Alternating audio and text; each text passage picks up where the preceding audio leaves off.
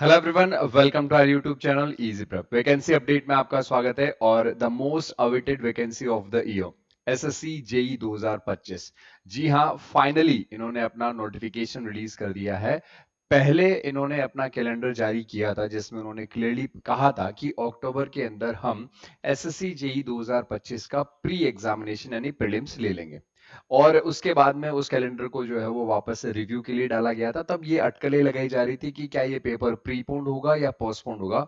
मगर उन सभी अटकलों को खारिज करते हुए, समाप्त करते हुए एसएससी ने फाइनली अपना नोटिफिकेशन रिलीज कर दिया है। और 30 जून को यानी कि कल जो ये नोटिस जारी हुआ, उसी दिन से फॉर्म भी भरना शुरू हो गए। यानी कि कहीं ना कहीं ऐसा लग रहा है जैसे एसएससी एक थोड़ी सी जल्दबाजी के अंदर है। इन्होंने पहले ये कहा था कि अगस्त में नोटिफिकेशन रिलीज करेंगे, मगर इन्होंने जो है वो जून के लास्ट डे ही नोटिफिकेशन रिलीज करके सेम डेट से ही फॉर्म फिलअप करवाने शुरू कर दिए। मोस्टली होता यह है कि 1 या 2 दिन पहले जो है वो डिटेल नोटिफिकेशन आता है, उसके बाद में फॉर्म फिलिंग स्टार्ट होती है। तो खैर कोई बात नहीं, देर है दुरुस्त है। एसएससी जेई ने जो नोटिस रिलीज किया उसकी इंपॉर्टेंट की डेट्स यहां पर अपन को देख लेनी है। 30 जून से आपका 21 जुलाई तक फॉर्म फिलअप का जो है वो प्रोसेस रहेगा। इसमें आपकी लास्ट डेट जो है वो आपकी 21 जुलाई रहने वाली है।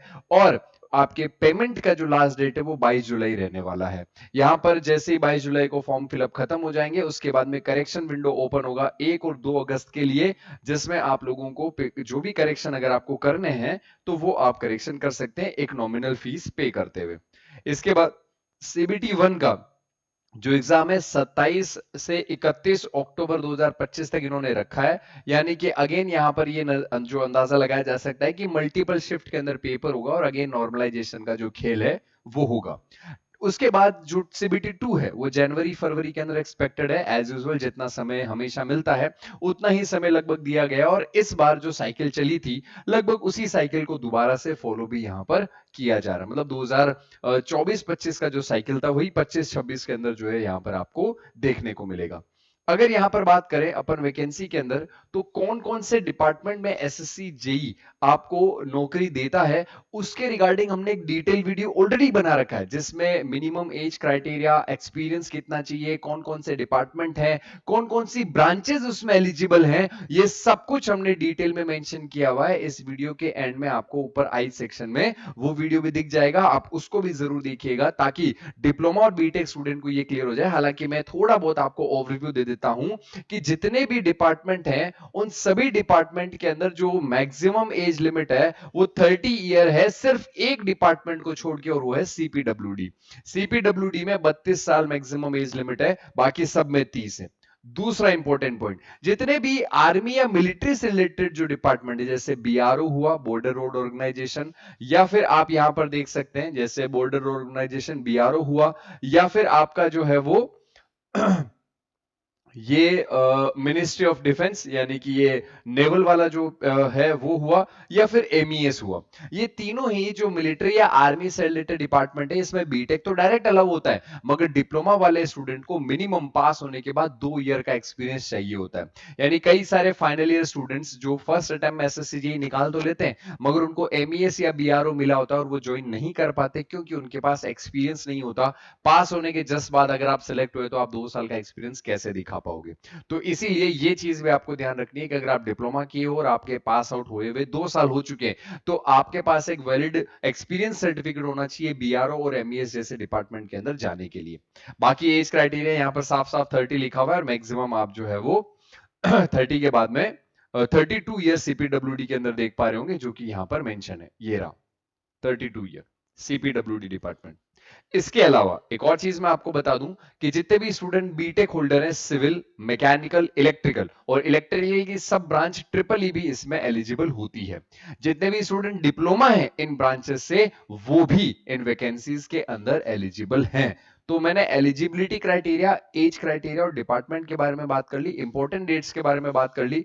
अब यहां पर एक और मेन क्वेश्चन जो स्टूडेंट के दिमाग में रहता है उसकी भी अपन यहां पर बात कर लेते हैं। शॉर्ट फॉर्म की यहां पर फुल फॉर्म लिखिए। और ये जितने भी नियम कायदे कानून लिखे हुए हैं ये बहुत ही जनरल नियम है, कुछ भी इंपॉर्टेंट इसके अंदर नहीं है। जो जो इंपॉर्टेंट पॉइंट्स हैं हम उसके ऊपर खुलकर चर्चा इस नोटिफिकेशन में करेंगे। जैसे कि यहाँ पर वैकेंसीज आपको दी गई है 1340 के आसपास, लगभग कितनी, 1340, और ये वैकेंसी जो है वो आपके घट भी सकती है या बढ़ भी सकती है, डिपेंड करता है कि फाइनल जो आपका वैकेंसी है वो कितना रहेगा, वो डिपार्टमेंट पे डिपेंड करता है। तो 1340 इनिशियल वैकेंसीज यहाँ पर टेंटेटिव दी गई है। Reservation as per the rules आपको दिया जाएगा, आपके पास सारे वैलिड सर्टिफिकेशंस होने चाहिए ताकि आप डीवी के समय उनको शो कर सकें। इस बात पर यहाँ पर पूरा जोर दिया गया है। इसके बाद बात करें अपन, तो जो भी मिनिमम फिजिकल क्राइटेरिया सिविल और मैकेनिकल के लिए, स्टैंडिंग, सिटिंग और इसके अलावा राइटिंग, बैंडिंग, ये सब कुछ यहाँ पर नीचे लिखा हुआ है कि सिटिंग आपको बैठना, खड़े रहना, चलना, बैंडिंग लिफ्टिंग वजन उठाना, kneeling, crouching, manipulation with fingers यानी उंगलियों का यूज करना, रीडिंग, राइटिंग, सीइंग देखना, सुनना और कम्युनिकेशन करना, ये सारी आपके पास में फिजिकल एबिलिटीज होनी चाहिए। और डिसेबिलिटीज कौन कौन सी अलाउ है वो यहाँ पर मेंशन की गई है, जिसका फुल फॉर्म यहाँ पर नीचे डिटेल में दिया गया है। इसके अलावा अगर अपन बात करें यहाँ पर कि इंपॉर्टेंट टेस्ट और क्या है, तो बीआरओ के और एमईएस के लिए, यहाँ पर बीआरओ में देखो physical efficiency test, physical and medical standard post for junior engineer BRO are enclose, मतलब आपको बीआरओ पोस्ट के लिए जो है वो अलग से फिजिकली आपको टेस्ट देना है, जो आप सिलेक्शन के बाद में मेडिकल के अंदर देते हैं।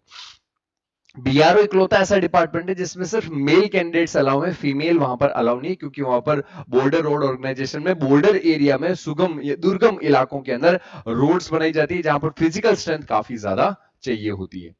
इसके अलावा आप इंडिया, नेपाल या भूटान के हो सकते हैं, ये आपको वो तो पता ही है। अगर एज की बात करें, अगेन सबसे इंपॉर्टेंट फैक्टर यहां पर है कि एज कैलकुलेट हो रही है 1 जनवरी 2026 के अकॉर्डिंग, यानी अगर आप 1 जनवरी 2026 तक 30 साल से ऊपर निकल गए हो तो आप 30 साल वाली किसी भी वैकेंसी में नहीं जा सकते। अकेला सीपीडब्ल्यूडी 32 साल वाला है, आप सिर्फ उसमें फिर जा सकते हो। यहां पर आपके सहूलियत के लिए साफ साफ डेट ऑफ बर्थ मेंशन कर दिया गया कि 2 जनवरी 1996 के पहले के बॉन्ड हैं तो आप अलाउ नहीं है, और 1 जनवरी 2008 के बाद के अलाउ नहीं है, दोनों के अंदर ही।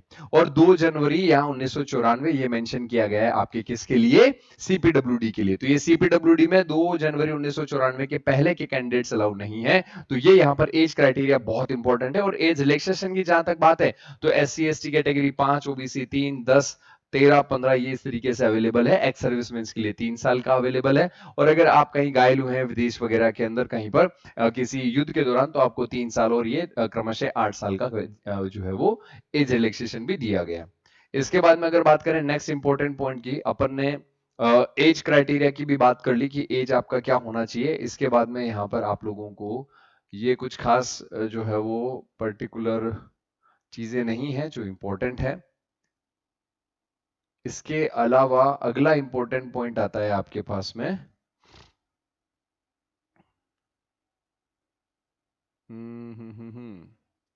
ये सारे जो भी सर्टिफिकेशन है ना उससे रिलेटेड है कि पीडब्ल्यूडी का सर्टिफिकेट ये वो फलाना ढिमका। इसके अलावा यहाँ पर जो है वो जो फिजिकली हैंडीकैप्ड जो बच्चे होते हैं उनको जो है वो कंपनसेटरी समय दिया जाता है। ये पेपर पैटर्न में मेंशन है, इसलिए यहाँ पर आपको डिस्कस करने की जरूरत नहीं है। ये अगेन इंपॉर्टेंट चीज आती है, हाउ टू अप्लाई। देखो एक नोटिफिकेशन में इंपॉर्टेंट चीज होती है कि डेट्स क्या है, फॉर्म फिलअप की आखिरी डेट, स्टार्टिंग डेट वगैरह वगैरह। दूसरा एलिजिबिलिटी क्राइटेरिया क्या है, यानी एजुकेशनल क्वालिफिकेशन क्या होनी चाहिए। तीसरा एज क्राइटेरिया क्या है, क्या मैं फॉर्म भर सकता हूं या नहीं भर सकता हूं। चौथा उसका सिलेबस क्या है। पांचवा एग्जाम पैटर्न क्या है। छठा उसका फीस क्या है। और उसके अलावा कुछ मिसलेनियस पॉइंट जैसे अदर स्टेट अलाउड है या नहीं है, अगर वो किसी पर्टिकुलर स्टेट के सेंटर के तो फिर तो सारे स्टेट्स अलाउ है ही हैं। तो कुल मिला के 8-9 पॉइंट्स होते हैं जिनको अपन को डिस्कस करना होता है। इसके अलावा अगर कोई बंदा ओबीसी कैटेगरी से उसने सर्टिफिकेट बनवाया है तो वो सर्टिफिकेट उसे अपलोड करना है या अपने पास रखना है, ये जनरल बातें हैं और ये चीजें जो है वो हर नोटिफिकेशन में मेंशन होती है। तो अगर बात करें अप्लाई कैसे करना है, तो आपको ओटीआर वन टाइम रजिस्ट्रेशन करना है। इसमें एक चीज ये है, ये नया है थोड़ा सा, कि आपको माई एसएससी की ऐप आप डाउनलोड कर सकते हो या फिर आप वेबसाइट पे भी जा सकते हो। पुरानी एसएससी की जो वेबसाइट है वो आपका काम नहीं आएगा अगर रजिस्ट्रेशन किया हुआ है, आपको एसएससी के नए वाले वेबसाइट पे रजिस्ट्रेशन करना होगा। तो यहां पर आपको दिखाया गया है, साफ साफ मेंशन किया गया है कि वन टाइम रजिस्ट्रेशन करना है वेबसाइट पे जो ssc.gov.in है। और जो अदर ओल्ड वेबसाइट है एसएससी एनआईसी वाली, वो अभी फंक्शनल नहीं है, उसके ऊपर रजिस्ट्रेशन किया है तो आपको दोबारा रजिस्ट्रेशन करना पड़ेगा। या फिर आप एक ऐप भी डाउनलोड कर सकते हो, माई एसएससी मोबाइल ऐप, और इसके थ्रू भी पूरा फॉर्म फिलअप कर सकते हो और ओटीआर यानी वन टाइम रजिस्ट्रेशन का प्रोसेस पूरा कर सकते हो। और आधार वेरिफिकेशन भी आप वहीं पर कर लीजिएगा, इसके लिए अलग से हम वीडियो भी बना देंगे कि कैसे वो करना है। आधार वेरिफिकेशन आप अगर कर लेते तो एग्जामिनेशन हॉल में आप लोगों को दिक्कत नहीं आती। आपको लेटेस्ट फोटो खिंचवाने की भी जरूरत नहीं है, आपका लाइव फोटो कैप्चर किया जाता है। और एग्जाम हॉल में भी आपको पता है कि आपको वेब कैम के थ्रू लाइव फोटो कैप्चर किया जाता है, तो दोनों में ही लाइव फोटो आ जाती है, तो आप लोगों को वहां पर किसी तरीके का फोटो जो है वो डालने का जरूरत नहीं पड़ता, लाइव फोटो कैप्चर का वहां पर ऑप्शन आपको मिल जाता है। इसीलिए माई एसएससी की मोबाइल ऐप आप डाउनलोड कर सकते हैं और उसके अंदर आप जो है वो ये वन टाइम रजिस्ट्रेशन का काम, ऑनलाइन फॉर्म जो है वो आप वहां पर फिलअप कर सकते हैं। ये सीधा सीधा the candidates are advised to opt for Aadhaar based authentication in terms of Aadhaar policies published on website of commission while completing the OTR process। OTR process के दौरान आधार वेरिफिकेशन का प्रोसेस वहीं पर कर लें आप साथ ही साथ। Such candidate will not require to produce recent color photograph, original valid photo identity proof for the admission of examination। यानी आपको ओरिजिनल आईडी ले जाने की भी जरूरत नहीं है और ना ही आपको लेटेस्ट फोटो खिंचा के ले जाने की जरूरत है। एग्जाम हॉल में अगर आप आधार वेरिफिकेशन करके और उसके बाद फॉर्म फिलअप करते हैं तो ये बहुत बड़ा फायदा यहां पर आपको देखने को मिल रहा है। अगर आप लाइव फोटो कैप्चर कर रहे हैं फोन के अंदर तो चश्मा, टोपी वगैरह कुछ भी नहीं होना चाहिए, फोन एकदम सामने होना चाहिए, आंखों के लेवल के ऊपर, आपके दोनों ईयर, आंखें और प्रॉपर फेस और शोल्डर दोनों आपके प्रॉपर यहां तक विजिबल होने चाहिए। इसके डेमो फोटोज भी आगे इधर फॉर्म में दी हुई है इस नोटिफिकेशन में कि कैसा फोटो आप लोगों को खींचना है। बैकग्राउंड लाइट होना चाहिए और फोटो एकदम आपके फेस पर लाइट आनी चाहिए, ब्राइट होनी चाहिए। इसके अलावा यहां पर आप लोगों को जो है वो आधार बेस्ड ऑथेंटिकेशन अगर आप करते हैं तो आप लोगों को जो है वो किसी भी तरीके का और वहां पर जो है वो प्रॉब्लम एग्जाम हॉल के अंदर एडिशनली देखने को नहीं मिलता है। और ये फोटोग्राफ के बारे में बताया गया है कि भैया फोटोग्राफ 10 से 20 केबी का होना चाहिए, फलाना फलाना होना चाहिए, ये पूरा फोटोग्राफ का रूल बताया। फिर नीचे क्या लिखा, however the rejection on the aforesaid ground will not be applicable to the candidates who have used the Aadhaar based authentication। जिस बच्चे ने आधार बेस्ड ऑथेंटिकेशन किया है उसका फोटो और सिग्नेचर के बेसिस के ऊपर फॉर्म रिजेक्ट नहीं होगा। भाई आपने कई बार फोटो अपलोड किया, उसमें चश्मा पहना हुआ रह गया, रिफ्लेक्शन आ गया, आंखों में कलर आ गया, कोई दूसरे तरीके का, फॉर्म रिजेक्ट हो जाता है। एसएससी के पिछली बार बहुत सारे बच्चों के फॉर्म रिजेक्ट हुए थे, पिछले से पिछली बार एक बार ऐसा हुआ था मल्टीपल स्टूडेंट्स के फॉर्म रिजेक्ट हो गए थे। तो अगर आप आधार बेस्ड ऑथेंटिकेशन करते हो तो फोटो है, सिग्नेचर है, इन बेसिस के ऊपर आपका फॉर्म रिजेक्ट नहीं होगा। ये भी यहां पर मेंशन किया गया, दोनों ही लाइंस के अंदर यही चीज मेंशन की गई है। इसके अलावा अगर आप फिजिकली हैंडीकैप्ड है तो उसके लिए आप लोगों को बताया गया है कि कौन से आपके सर्टिफिकेशन है जो आपको ऑनलाइन अपलोड करने हैं, लास्ट डेट यहां पर मेंशन की गई है। और इसके अलावा यहां पर और कोई इंपॉर्टेंट खास बात है नहीं। फीस 100 रुपए है, यहाँ पे सिर्फ एसएससी हमेशा 100 रुपए लेता है और ये सबसे अच्छी बात है। और ऑनलाइन पेमेंट आपको करना है 22 तारीख तक। अगर ऑनलाइन पेमेंट रिसीव नहीं होता है तो आपका फॉर्म जो है वो इनकम्प्लीट कंसिडर किया जाएगा या रिजेक्टेड कंसिडर किया जाएगा। ये यहां पर आप लोगों का हो गया।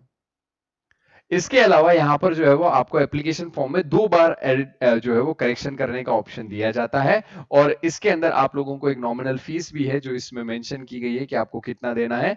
200 रुपए दिया है। Levy uniform correction charges 200 for making correction and resubmitting the modified character online fees from the first time is 500 rupees. ये आपके करेक्शन के चार्जेस हैं जो आप लोगों को ध्यान रखना है। तो अपन को फॉर्म भरते समय गलती नहीं करनी है ताकि ये करेक्शन के चार्जेस से अपन को छुटकारा मिल जाए। एसएससी में नो रीजन होते हैं, जो जिनको नहीं पता, जो फर्स्ट टाइम फॉर्म भर रहे हैं उनको पता होना चाहिए कि टोटल 9 रीजनल ऑफिसर्स होते हैं एसएससी के। और आपका जो राज्य है उस राज्य या फिर आपके जो हेड्स हैं उसके अकॉर्डिंग रीजन कौन सा है। जैसे सेंट्रल रीजन है तो उसके अंदर ये एरियाज आते हैं, आपका बिहार और उत्तर प्रदेश हुआ। इसी प्रकार से आपका अगर अंडमान निकोबार, झारखंड, उड़ीसा, सिक्किम, वेस्ट बंगाल है जिसके अंदर ये सिटी लोकेशंस हैं, उनका रीजन आपका ईस्टर्न रीजन आता है। ऐसे कर्नाटका और Kerala reason, Madhya Pradesh reason, north east region, ये मल्टीपल रीजन है। तो आप अपने स्टेट के अंदर देख लीजिएगा कि आपका स्टेट कौन से रीजन के अंदर आता है, क्योंकि उन स्टूडेंट्स का डीवी भी उसी रीजन के अंदर होता है। अब यहां पर आपको 3 सेंटर्स जो है वो उसका प्रेफरेंस डालना है कंप्यूटर बेस्ड एग्जामिनेशन के लिए। और वो एग्जाम आपका जो है वो सेंटर आपकी प्रायोरिटी के बेसिस पे जो है वो आपको मिल जाएगा। और इसके अलावा पेपर पैटर्न, ये अगेन इंपॉर्टेंट है। पिछली बार और उससे पिछली बार और उससे पिछली बार, मतलब कि पिछले 2 बार से आपका एसएससी जेईई का मेंस ऑब्जेक्टिव हो रहा है और ये तीसरी बार है कि इस बार भी एसएससी जेईई का मेंस ऑब्जेक्टिव ही है, यानी कि पेपर पैटर्न में कोई बदलाव नहीं है। सीबीटी 1 के अंदर आप लोगों को 50 नंबर रीजनिंग के, 50 नंबर जीके जीएस के और 100 नंबर टेक्निकल के, यानी कि 200 क्वेश्चन आपको 2 घंटे यानी 120 मिनट में करने हैं और पीडब्ल्यूडी कैंडिडेट्स के लिए 40 मिनट्स का एक्स्ट्रा टाइम यहां पर मेंशन किया गया है। सीबीटी 1 के अंदर नेगेटिव मार्किंग 1/4 कंसीडर की गई है। ये तो आपका हो गया प्रीलिम्स का पेपर, 200 क्वेश्चन 120 जो है वो मिनट में आपको करने हैं। एक क्वेश्चन 1 नंबर का है, गलत क्वेश्चन 1/4 यानी कि 0.25 मार्क्स आपके कटेंगे। आपके 50 क्वेश्चन तो रीजनिंग के आने वाले हैं, 50 क्वेश्चन जनरल अवेयरनेस के आने वाले हैं और 100 क्वेश्चन आपके टेक्निकल के अंदर आने वाले हैं। फिर आती है मेंस की कहानी, प्री क्लियर कर लेते हो तो मेंस के अंदर 3 नंबर का एक क्वेश्चन होता है, 100 क्वेश्चन 300 नंबर के हो गए और यहां नेगेटिव मार्किंग 1 नंबर की यानी 1/3 नेगेटिव मार्किंग यहां पर मेंशन की गई है पेपर 2 के अंदर, जिसके बारे में डिटेल्स में नीचे लिखा गया है। इसके अलावा मेंस में आपको वर्चुअल कैलकुलेटर जो कंप्यूटर स्क्रीन पे होता है वो अलाउ किया जाता है, ये भी यहां पर नीचे मेंशन किया गया है। ये सब चीजें जो मैंने आपको बताई इसी के बारे में यहां पर बात पूरी की पूरी लिखी गई है। इसके अलावा स्कोर कार्ड और ये सब नोटिस वगैरह यहाँ पर कब मेंशन किए जाएंगे, ये सब चीजें यहाँ पर मेंशन की गई है। आपको पेपर देना है, फिर रिस्पॉन्स किया आता है, फिर उसमें करेक्शन वगैरह अलाउ होता है, ये सब चीजें यहाँ पर आपको बताया गया है। अब बात करें सिलेबस की, तो सिलेबस के अंदर हमने डिटेल में इसका वीडियो भी बना रखा है, आप चाहें तो स्क्रीनशॉट भी ले सकते हैं। ये रीजनिंग का सिलेबस है, ये जनरल अवेयरनेस का सिलेबस है, सिविल स्टूडेंट्स के लिए प्रीलिम्स का सिलेबस यहाँ पर मेंशन किया गया है। ये सब्जेक्ट्स के नाम लिखे गए हैं सिर्फ, और बेसिक्स यहां पर सिलेबस दिया गया है। मेंस के टाइम पे इन्हीं सब्जेक्ट के अंदर डिटेल में टॉपिक वाइज लिख करके आपको दे दिया जाता है और इसके रिगार्डिंग आप जो है वो अपना एक डेडिकेटेड वीडियो भी देख सकते हैं। हमने इसका भी डेडिकेटेड वीडियो डाला हुआ है कि एसएससी का सिलेबस डिटेल में क्या है, इलेक्ट्रिकल का, मैकेनिकल का और सिविल का, और आगे आने वाले दिनों में इससे रिलेटेड हम और भी इंफॉर्मेटिव वीडियोस आपको प्रोवाइड कराते रहेंगे।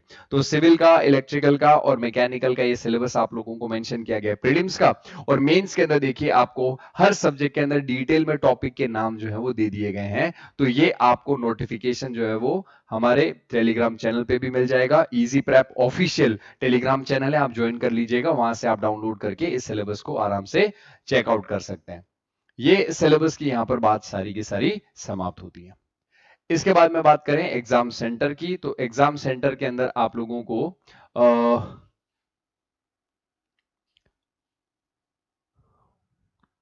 कुछ खास यहाँ पर जो है वो मेंशन किया नहीं गया है कंप्यूटर बेस्ड एग्जाम कमीशन की वेबसाइट पे। ओके, ये चीज यहाँ पे 10 दिन पहले आपका एडमिट कार्ड आएगा, ये एक चीज यहाँ पर आप लोगों को दी गई है। Examiner will be updated on the 10 दिन पहले आप लोगों को अपडेट कर दिया जाएगा कि कहां पर आपका एग्जाम का सेंटर है। Candidates must write registration ID, registration email ID, mobile number along with name, date of birth, name of examination while addressing any communication to the commission। अगर आपको कोई भी बातचीत करनी है तो ये सारे डेटा आप लोगों को जो है वो ऑफिशियली प्रोवाइड कराने पड़ते हैं। Again there is nothing much important, आप एग्जाम देने जाएंगे तो इनमें से कुछ भी आप एक आईडी अपने साथ ले जा सकते हैं, और आधार वेरिफिकेशन किया हो तो इन्होंने मेंशन किया आपको वो भी ले जाने की जरूरत नहीं है। आपको एक फोटो ले जाने की जरूरत है, मगर आधार वेरिफिकेशन में उसकी भी जरूरत आपको नहीं पड़ेगी। सिग्नेचर ब्लर नहीं होने चाहिए, इस चीज का आपको ध्यान रखना है, और फोटो ब्लर नहीं होनी चाहिए, इस चीज का भी आपको ध्यान रखना है। इसके अलावा अगेन यहाँ पर कुछ भी इंपॉर्टेंट नहीं है, मैं वीडियो के एंड में आपको पूरा डिटेल के अंदर वापस से एक समरी प्रोवाइड करा दूंगा। डॉक्यूमेंट वेरिफिकेशन के टाइम पे क्या क्या आपको चीजें चाहिए होंगी, तो आप मेक श्योर करें कि ये चीजें आप स्क्रीनशॉट ले लें, ये अपने पास होनी चाहिए। 10th का मार्कशीट होना चाहिए आपके पास, अपना ग्रेजुएशन का मार्कशीट होना चाहिए, एक्सपीरियंस अगर आपके पास में है तो उसका मार्कशीट, उसका आपका सर्टिफिकेट होना चाहिए, कास्ट सर्टिफिकेट होना चाहिए, डिसेबिलिटी सर्टिफिकेट होना चाहिए, एक्स सर्विसमैन अगर हैं तो उसका सर्टिफिकेट होना आपके पास नेसेसरी है। और अगर आप शादीशुदा औरत हैं, मतलब विमेन हैं, तो आपके पास में आपका फोटोकॉपी ऑफ हस्बैंड पासपोर्ट उसके अंदर होना चाहिए, ताकि आप स्पाउस का नेम वगैरह उसके अंदर प्रोवाइड करा सके, और डिवोर्स है तो उसका भी प्रॉपर डॉक्यूमेंटेशन आपके पास होना चाहिए। पोस्ट प्रेफरेंस आपका जैसे ही प्री का एग्जाम हो जाता है और आपका सिलेक्शन हो जाता है, तो मेंस के एग्जाम से पहले आपको पोस्ट प्रेफरेंस भरवाई जाती है, उसके लिए आपके पास मेल आ जाता है और आपको बोल दिया जाता है कि भैया बताओ आपको कौन कौन सी पोस्ट में प्रेफरेंस डालनी है। Minimum passing marks UR category 30%, ये तो कई कई भी बातें हैं भैया, मिनिमम पासिंग मार्क्स से कई गुना ज्यादा कट ऑफ जाती है। ये 30, 25 और 20% से ज्यादा नंबर आ भी जाएंगे तो भी सिलेक्शन बहुत मुश्किल से हो पाता है, क्योंकि कट ऑफ आज के समय में काफी ज्यादा जा रही है, और वो नॉर्मलाइजेशन की वजह से जा रही है। एक चीज मैं आपको और बता दूं कि नॉर्मलाइजेशन में जिनके नंबर 130 थे उनके भी बढ़कर 145 हो गए हैं, तो 10-10 15-15 नंबर तक का नॉर्मलाइजेशन पिछली बार भी हुआ, तो इसलिए घबराने की जरूरत नहीं। जैसे सीपीडब्ल्यूडी डिपार्टमेंट की इलेक्ट्रिकल प्लस मैकेनिकल की पिछली बार की कट ऑफ 500 में से 414 नंबर थी, जो कि अब तक की सबसे हाईएस्ट थी। मगर देखा जाए तो वहां पर आप लोगों को नॉर्मलाइजेशन कम से कम 20-22 नंबर का प्री प्लस मेंस में मिला करके देखने को मिला था। इसलिए आपको ज्यादा उसके लिए चिंतित होने की जरूरत नहीं है, और इसके अलावा यहाँ पर नोटिस के अंदर कुछ खास और बचा नहीं है। ये आपको चीटिंग वगैरह करने के कुछ दिए गए हैं कि कितने कितने साल की आपको जेल हो सकती है, तो वो अपन को करना नहीं है किसी भी तरीके का। और इसके अलावा यहाँ पर आपको इस नोटिस के अंदर कुछ इंपॉर्टेंट पॉइंट्स भी दिए गए कैंडिडेट्स के लिए। आप इस पूरे के पूरे नोटिफिकेशन की समरी इसको समझ सकते हैं कि आपको क्या ध्यान रखना है। Before applying candidates are advise to go through the instruction, सारे इंस्ट्रक्शन अच्छे से आप पढ़ लें। उसके अलावा आप जो है वो यहाँ पर फॉर्म की लास्ट डेट से पहले ही आप फॉर्म भर लें, ताकि आप लास्ट डेट के समय सर्वर वगैरह क्रैश हो तो उस प्रॉब्लम से बच सके। आपको अपना नाम, डेट ऑफ बर्थ, सब कुछ 10वीं की मार्कशीट में जो दिया गया है उसके अकॉर्डिंग ही भरना है। आपको एसएससी की वेबसाइट पे जाकर के ssc.gov.in जो है उस वेबसाइट पे, या फिर माई एसएससी की ऐप डाउनलोड करके वन टाइम रजिस्ट्रेशन करना मेंशन किया गया है। आधार वेरिफिकेशन आप अगर कर लेते हैं तो आपको फोटो आईडी और प्रूफ की जरूरत एग्जाम टाइम पे नहीं पड़ने वाली है, तो आप आधार वेरिफिकेशन जरूर से कर लीजिएगा। इसके अलावा यहाँ पर और कोई भी खास बात ऐसी नहीं है। बाकी सब कुछ आपको पता है कि आपके जो भी सर्टिफिकेट्स हैं वो सारे वैलिड हों, और वो सारे अपलोड करने हैं, चश्मा वश्मा का और बाकी नियम, और कौन कौन से आईडी प्रूफ आप साथ ले जा सकते हैं। पूरा एकदम 30 नियम कायदे कानून इन्होंने दिए हैं भैया, 30 रूल्स। ये देखो, टोटल 30 रूल्स आप लोगों को फाइनली दिए गए। इसके बाद में इन्होंने मॉक वगैरह दिया है कि भैया ये सर्टिफिकेट्स हैं, और आपके ओटीआर के जो स्क्रीनशॉट्स हैं वो इन्होंने प्रोवाइड कराए हैं कि ये ओटीआर आपको करना कैसे। ये सारे सर्टिफिकेट्स हो गए आपके, यहाँ से आप प्रिंट आउट लेके सर्टिफिकेट्स बनवा सकते हो। और ये ओटीआर कैसे करना है उसका है, तो ओटीआर से रिलेटेड हम एक वीडियो अलग से लेके आएंगे। तो कंक्लूजन क्या है? कंक्लूजन ये है कि एसएससी का फॉर्म 30 जून से लेकर के और 21 जुलाई तक भरा जाएगा। 22 जुलाई यहां पर लास्ट डेट है ऑनलाइन आपकी फीस सबमिशन की। इसके अलावा 1 और 2 अगस्त को आपका करेक्शन विंडो ओपन होने वाला है। 27 से 31 अक्टूबर आपका एग्जाम डेट प्रीलिम्स का होने वाला है। जनवरी और फरवरी आपका मेंस का एग्जाम डेट होने वाला है। 100 रुपए फॉर्म का फीस है। डिप्लोमा और बीटेक दोनों स्टूडेंट अलाउड हैं। Civil, mechanical, electrical, triple E branch वाले स्टूडेंट्स इसको भर सकते हैं। मैकेनिकल में भी जैसे ऑटोमोबाइल वगैरह की जो ब्रांचेस है, सब ब्रांचेस वो भी यहाँ पर अलाउ की जाती हैं। इसके अलावा मिनिमम एज आपका जो है वो 2008 के बाद का जन्म नहीं होना चाहिए 1 जनवरी। और अर्लियर एज की बात करें तो 1996 आपका जो है वो जनवरी 1996 30 साल वाले क्राइटेरिया, और 1994 जनवरी जो है वो आपके 32 ईयर वाले क्राइटेरिया के लिए एलिजिबल है, जो कि सीपीडब्ल्यूडी डिपार्टमेंट का होता है। एज रिलैक्सेशन आपको वहां पर दिखा दिया गया था। ये इंपॉर्टेंट बातें हैं। प्रीलिम्स और मेंस का पैटर्न पिछले साल जैसा ही है। प्री के अंदर 200 क्वेश्चन आप लोगों को 200 नंबर के मिलेंगे 120 मिनट के लिए, और मेंस में आपको 100 क्वेश्चन मिलेंगे 300 नंबर के। आपको 1/3 नेगेटिव मार्किंग मेंस में और 1/4 प्री के अंदर होगी। प्री में नॉन टेक देखने को मिलता है, मेंस में कंप्लीटली आपका टेक्निकल पेपर रहेगा। नॉन टेक्निकल में आपको रीजनिंग 50 नंबर का और जनरल अवेयरनेस, जिसमें हिस्ट्री, ज्योग्राफी, पॉलिटी, इकोनॉमिक्स और करंट अफेयर्स और आपको जनरल साइंस पढ़ना होता है, जो 50 नंबर का आता है। इसी के साथ इस नोटिफिकेशन के डिटेल जो आपको मैंने कंक्लूजन बताया है ये यहाँ पर समाप्त होता है। एसएससी रिलेटेड और भी डिटेल वीडियो और भी इंफॉर्मेशन में ऑलरेडी समय समय पर दी है। आप इजी प्रेप के जो यूट्यूब सेक्शन है उसके अंदर आप यूट्यूब के अंदर वीडियोस वाले सेगमेंट में या प्लेलिस्ट वाले सेगमेंट में आप जाएंगे तो वहां पर एसएससी जेई 2026 का 25-26 का पूरा एक आपको प्लेलिस्ट मिलेगा, आप उसको चेकआउट कर सकते हैं। इसके अलावा अगर मैं बात करूं यहां पर कि आपको एसएससी जेई की अगर प्रिपरेशन करनी है तो आप एसएससी जेई का डिटेल प्रिपरेशन कर सकते हैं इजी प्रेप के मोबाइल ऐप पर। अभी ऑफर के अंदर एसएससी जेई का complete theory plus practice plus test series का बैच केवल 1100 रुपए में दिया जा रहा है। तो आप इजी प्रेप के मोबाइल ऐप डाउनलोड करके उस कोर्स को एनरोल कर सकते हैं। इसी के साथ इस वीडियो के इतना ही। Have a nice day, thank you so much.